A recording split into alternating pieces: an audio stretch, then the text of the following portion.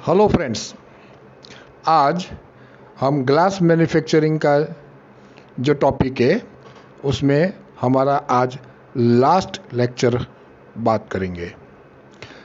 ये लेक्चर में हम बात करेंगे on the glass melting, glass की एप्लीकेशंस एंड इट्स बेनिफिट। तो डिटेल में देखते हैं पहले ग्लास मेल्टिंग क्या है। ग्लास मेल्टिंग का थोड़ा डिटेल में हम बात करें तो उसमें ऐसा है, the choice of melting technique will depend on many factors. मतलब आपको मेल्टिंग कौन सी फर्नेस में करना है, कैसे करना है, वो बहुत सारे फैक्टर्स के ऊपर डिपेंड करती है। और उसमें मेजर फैक्टर्स क्या है, तो particularly the required capacity, the glass formulation, fuel prices, existing infrastructure and environmental performance. ये जो 5 जो टॉपिक है उसके ऊपर ग्लास मेल्टिंग के लिए आप कौन सी टेक्नोलॉजी यूज़ करेंगे उसके ऊपर डिपेंड करता है। तो कौन सी है 5 जो मेन चीज़ है जिसके ऊपर ग्लास मेल्टिंग में आपको ध्यान रखना है, that is number 1 is the required capacity. Capacity मतलब आपको रोज़ाना या महीने का या 1 साल का कितना ग्लास का प्रोडक्शन करना है, उस हिसाब से आप मेल्टिंग फर्नेस का इन्वेस्टमेंट करेंगे। Second one is the glass formulation.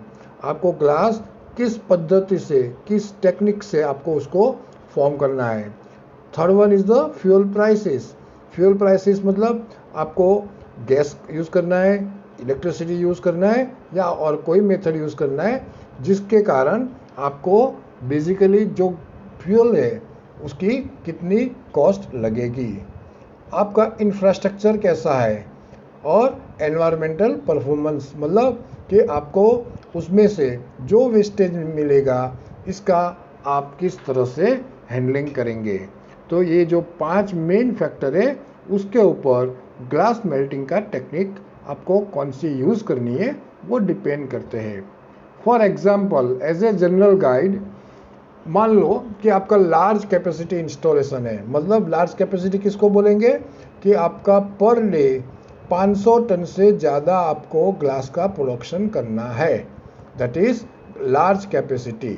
तो उसके लिए generally cross fire regenerative furnace use करना पड़ता है।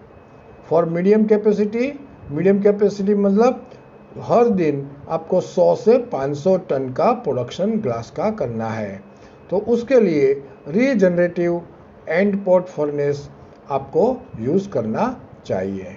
And last one that is the small capacity, that means आपको रोजाना 25 से 100 टन का प्रोडक्शन करना है, then you have to go for the recuperative unit melters आप यूज़ कर सकते हैं, या रीजनरेटिव एंड पोर्ट फर्नेस या electric melters and oxy fuel melters आपको यूज़ करना चाहिए।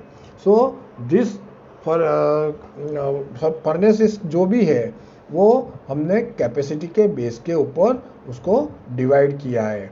लार्ज कैपेसिटी 500 टन से ज़्यादा, मीडियम टर्म कैपेसिटी 100 टन से 500 टन रोजाना, और स्मॉल कैपेसिटी मतलब 25 से 100 टन रोजाना प्रोडक्शन आपको करना है। इन 3 कैटेगरी के ऊपर आपको कौन सा फर्नेस या ग्लास को मेल्ट करने के लिए क्या यूज़ करना चाहिए वो डिपेंड करता है। अभी हम देखेंगे फर्नेसेस कौन कौन सी है। एक तो है number 1 that is regenerative furnace. The term regenerative refers to the form of heat recovery system. Burners firing fossil fuels are usually positioned in or below combustion gas pods. The heat in the waste gases is used to preheat air prior to combustion. Air का जो आपको combustion करना है उसको आपको गर्म करना है और प्रीहीट करना है।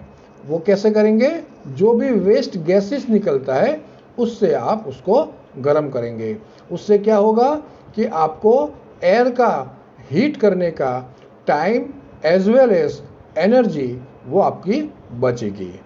This is achieve by passing the waste gases through a chamber containing refractory material which absorb the heat.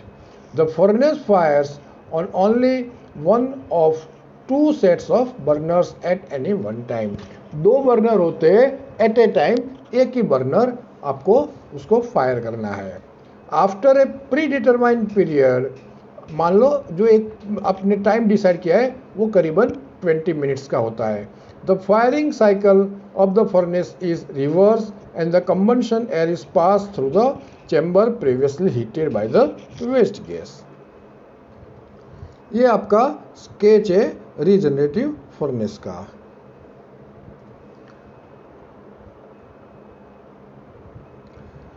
A regenerative furnace has two regenerator chambers, दो regenerator chambers उसमें होते हैं।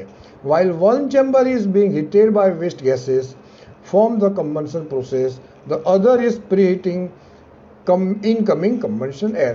मतलब एक चैम्बर में जब आपका काम होता है तो दूसरे चैम्बर में क्या होता है, जो एयर होती है आप उसको प्रीहीट करते हैं।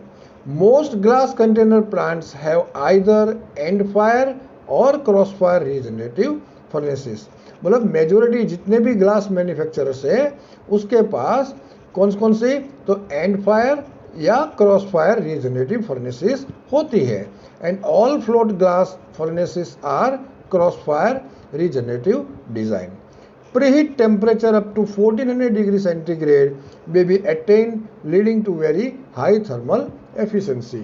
आप जो एयर को जो प्रीहीट करते हैं and that preheating is up to 1400 degree centigrade, तो उससे आपको जो आपकी जो हीट करने की जो एयर को प्रीहीट नहीं करेंगे और अगर आप प्रोडक्शन के दौरान आप उसको हीट करते हैं तो उससे जो आपकी जो एनर्जी वेस्ट होती है वो नहीं होती है, उसके कारण आपकी थर्मल एफिशिएंसी उससे इम्प्रूव होती है।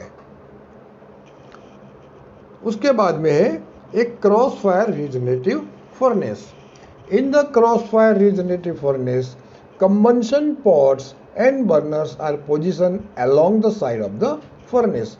जो फर्नेस की साइड होती है वहाँ पे आपका कंबंशन पॉट्स एंड बर्नर्स वहाँ पे लोकेटेड होते हैं। Regenerator chambers are located either side of the furnace. कोई भी एक साइड पे आपका जो रीजनरेटर चैम्बर्स होते हैं वो फर्नेस की कोई भी एक साइड पे होता है and are connected to the furnace via the port next.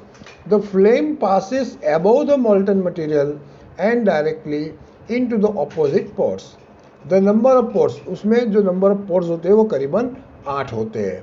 Use is a function of the size and capacity. कितने नंबर्स ऑफ पोर्ट्स आपको यूज़ करना है, अगर जितने भी नंबर ऑफ पोर्ट्स ज़्यादा होंगे दैट मीन्स आपकी फर्नेस की प्रोडक्शन की कैपेसिटी इतनी ज़्यादा होगी, और इन अदर वर्ड्स उसमें आपको ज़्यादा से ज़्यादा आपको उसमें एनर्जी यूज़ करनी पड़ेगी। दैट मीन्स कि प्रोडक्शन भी बढ़ेगा और आपका एनर्जी का या फ्यूल का कंजम्पशन भी बढ़ेगा।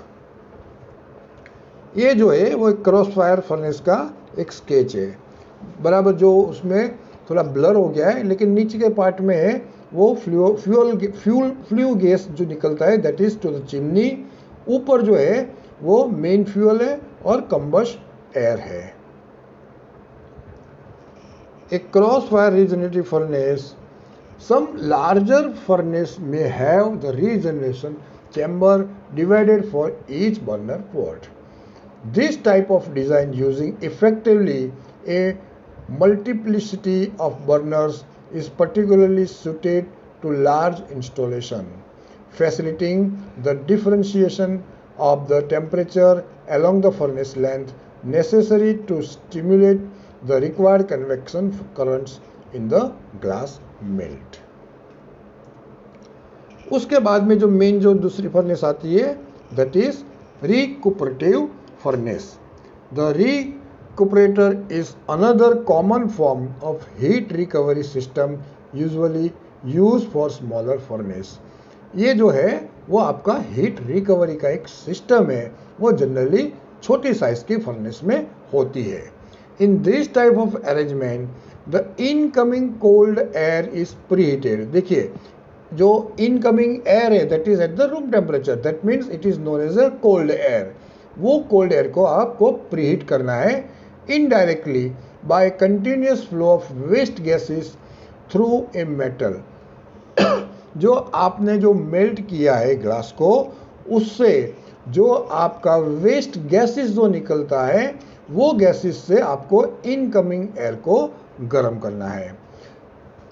Air preheat temperature are limited to around 800 degree centigrade. यहाँ पे जो आपको एयर को प्रीहीट करना है, that is at the temperature up to a temperature of the 800 degree centigrade for metallic recuperator, and the heat recovered by this system is thus lower than for the regenerative furnace. The lower direct energy efficiency may be compensated by additional heat recovery system on the waste gases, either to preheat raw material or for production of steam. Even though जैसे आपने incoming air जो room temperature पे है उसको गर्म करने के बाद, प्रीहीट करने के बाद up to 800 degree centigrade, even though you have a excess quantity of waste, जो आपका जो हीट है वो अभी भी आपके पास ज़्यादा है, तो आप क्या करेंगे, जो आपका रॉ मटेरियल है उसको भी आप गर्म करेंगे, सो दैट रॉ मटेरियल को गर्म करने के लिए आपको जो एनर्जी कंज्यूम करनी है वो उसमें आप कम एनर्जी कंज्यूम करें और अल्टीमेटली आपकी प्रोडक्शन कॉस्ट कम हो सकती है. However, one consequence is that the specific melting capacity of the recuperative furnace is limited to 2 tons per day. ये फर्नेस की एक लिमिटेड कैपेसिटी है, आप एक दिन में 2 टन से ज़्यादा नहीं बना सकते हैं, compare to typically 3.2 tons for the regenerative. जो रीजनरेटिव कैपेसिटी है फर्नेस की कैपेसिटी है, that is around 3.2 metric tons per day in the container glass sector. This lack of melting capacity can be partially compensated by use of electric boosting. ये जो figure है